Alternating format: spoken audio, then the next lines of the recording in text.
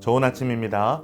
하나님과 말씀과 다시 어제까지 실패했어도 괜찮습니다. 오늘 다시 시작. 안녕하세요. 김배강 목사입니다.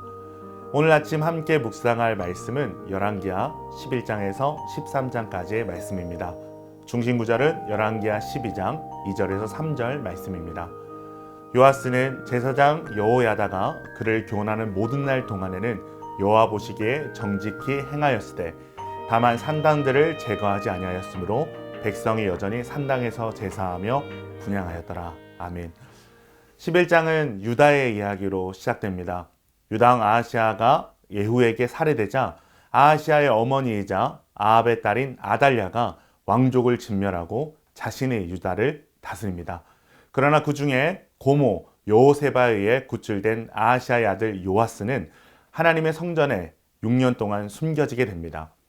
7년째 되던 제사장 여호야다는 요아스를 왕으로 세우기 위해 백부장들에게 명령을 내리고 요아스에게 기름을 부어 왕을 삼습니다.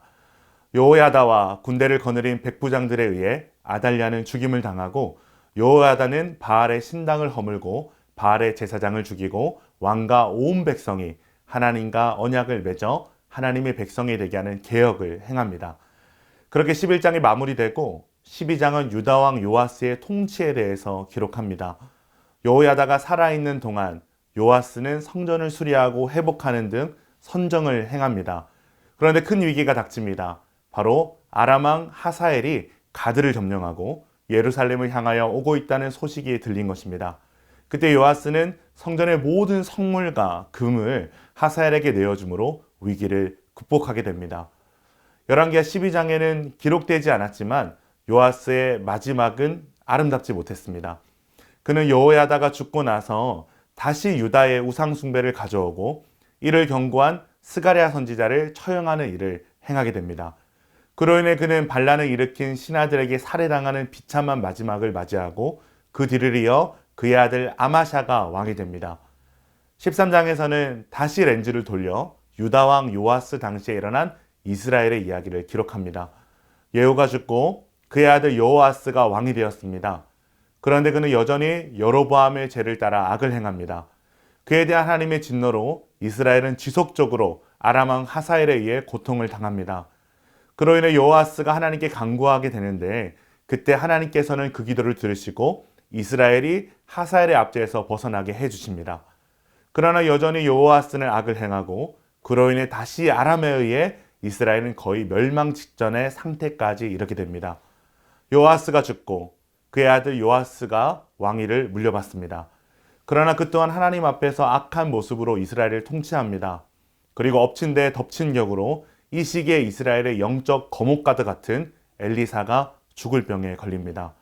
죽어가는 엘리사 앞에서 눈물을 흘리는 요아스에게 엘리사가 마지막 예언을 합니다. 그것은 바로 그가 아람과의 전투에서 3번 승리할 것이라는 예언이었습니다. 그렇게 엘리사가 숨을 거두고 그를 장사하는데 그때 마침 모압 도둑의 무리가 지경을 넘어 쳐들어오는 일이 일어납니다. 그때 엘리사를 장사하는 사람들이 이 도적죄를 보고 엘리사의 시체를 묘실에 들어 던지는데 그때 엘리사의 뼈에 닿은 시체가 살아나는 일이 일어났다고 성경은 기록합니다. 시간이 흘러 아람왕 하사엘이 죽고 그의 아들 베나닷이 아람왕이 되었을 때에 엘리사의 예언이 성취되는 것으로 13장은 마무리됩니다. 예언이 뭐였죠? 요아스가 아람왕 베나닷을 3번 쳐서 파하는 일입니다. 그리고 정말 요아스는 아람을 3번이나 이기고 빼앗겼던 이스라엘의 성읍을 회복하게 됩니다. 오늘 말씀은 특별히 요아스의 통치를 통해 우리에게 중요한 교훈을 줍니다. 요아스는 제사장이 살아있을 때에는 정직히 행했지만 제사장이 죽은 후에는 이방신을 섬기고 악을 행했습니다.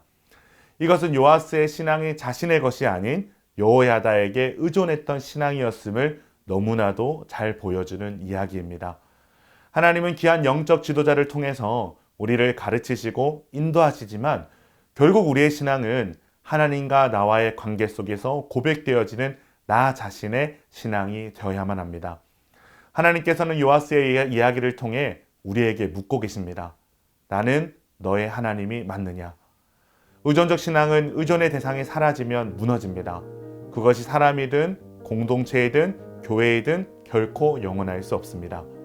그러나 우리의 신앙이 나의 주님을 알고 고백하는 신앙이라면 그 신앙은 주님께서 지켜주시고 자라게 하시는 신앙이 되는 줄로 믿습니다. 오늘 하루 주신 말씀을 꼭 붙들고 나의 하나님을 알고 고백하는 신앙의 모습을 회복하시는 기쁨 가족 여러분 되시기를 주님의 이름으로 축원합니다.